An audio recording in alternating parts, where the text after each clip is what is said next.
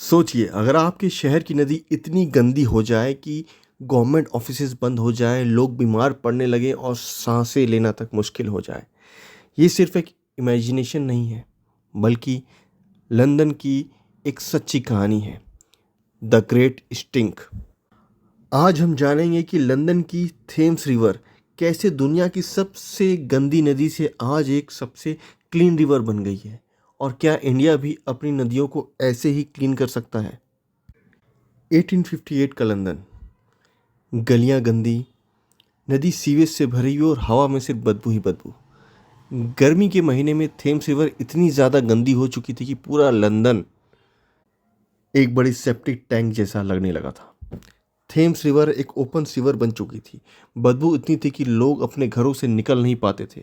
Parliament को काम तक बंद करना पड़ा था क्योंकि बड़े बड़े एमपीज भी उस बदबू से बच नहीं पाए थे, और पूरे शहर में कोलेरा और टाइफाइड जैसे डिजीज़ लगातार फैल रहे थे।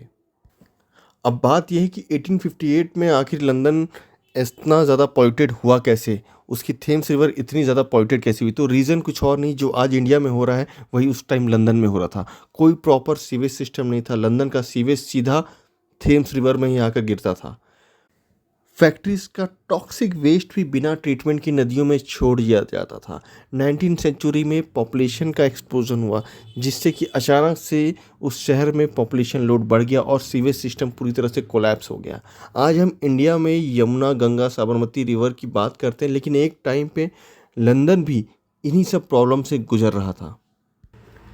थेम्स नदी के पॉल्यूशन का इतना बुरा इफेक्ट पड़ा था कि पार्लियामेंट में जो कर्टन्स थे उनको विनेगर में डुबो कर लटकाया जाता ताकि पार्लियामेंट के अंदर बदबू थोड़ी कम हो सके। लोग बीमार काफ़ी होने लगे थे। कोलेरा और टाइफाइड जैसे डिजीज़ बहुत ज़्यादा बढ़ने लगे थे।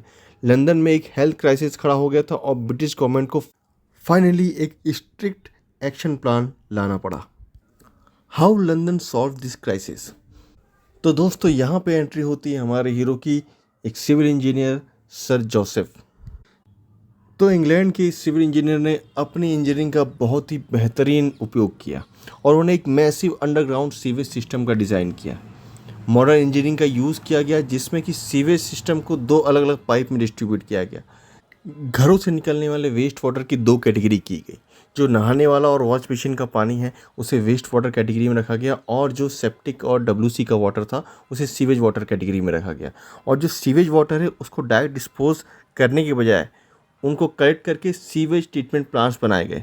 गवर्नमेंट ने millions of pound in treatment plants पे इन्वेस्ट किए, जिससे कि वाटर क्वालिटी में इम्प्रूवमेंट आया, और जो वेस्ट डिस्पोजल डायरेक्ट नदियों में जा रहा था, जो थेम्स नदी में जा रहा था, वो पहले ट्रीट होकर लेस टॉक्सिक होकर डिस्पोज होने लगा। तो जो आज हम क्लीन थेम्स नदी देख रहे हैं उसका क्रेडिट जो है इस सिविल इंजीनियर सर जोसेफ को जाता है। इन्होंने लंदन का first sewage system plan design किया जो कि आज भी यूज़ में है। तो दोस्तों लंदन की उस थेम्स नदी को क्लीन करने के लिए और पूरा सिटी का अंडरग्राउंड ड्रेनेज सिस्टम डेवलप करने के लिए सर जोसेफ को लगभग 20 साल लगे, और इन 20 सालों में कई मिलियन पाउंड्स का इन्वेस्टमेंट हुआ। अब ये बात और है कि ब्रिटिशर्स के पास पैसों की कोई कमी नहीं थी, बिकॉज उनके पास इंडिया और अफ्रीका जैसे गुलाम कॉलोनीज थी। आज इंडिया की रिवर्स भी सेम प्रॉब्लम को फेस कर रही हैं, और हमें भी सर जोसेफ जैसे किसी सिविल इंजीनियर के सॉल्यूशन को फॉलो करना पड़ेगा। नमामि गंगे और यमुना एक्शन प्लान जैसे प्रोजेक्ट्स क्या काफ़ी हैं? इसके लिए गवर्नमेंट को ये भी चाहिए कि विलेज लेवल पे, सिटी लेवल पे जो भी वेस्ट वाटर कलेक्ट हो रहा है उसको प्रॉपर सीवेज ट्रीटमेंट प्लांट में पहले ट्रीट करें, उसके बाद ही डिस्पोज करें। पब्लिक अवेयरनेस की भी काफ़ी ज़रूरत है ताकि वो भी अपने इंडिविजुअल लेवल पे जो भी पॉसिबल ट्रीटमेंट्स हो वो करें। 1858 में जो लंदन की पोजीशन थी, आज इंडिया भी उसी पोजीशन पे। हमारी भी नदियाँ गंदी हैं, पॉल्यूटेड हैं और बेकार हैं। एक इंजीनियर के विज़न ने जैसे लंदन को क्लीन कर दिया, आज हमें इंडिया में भी ऐसे डेडिकेटेड लोगों की ज़रूरत है। दोस्तों याद रखें, जल है तो कल है। रिवर पॉल्यूशन को लेके आपकी जो भी व्यूज़ हैं उसको कमेंट में ज़रूर लिखें। वीडियो अगर आपको इन्फॉर्मेटिव लगा हो तो चैनल को लाइक, शेयर और सब्सक्राइब ज़रूर करें। Thanks for watching.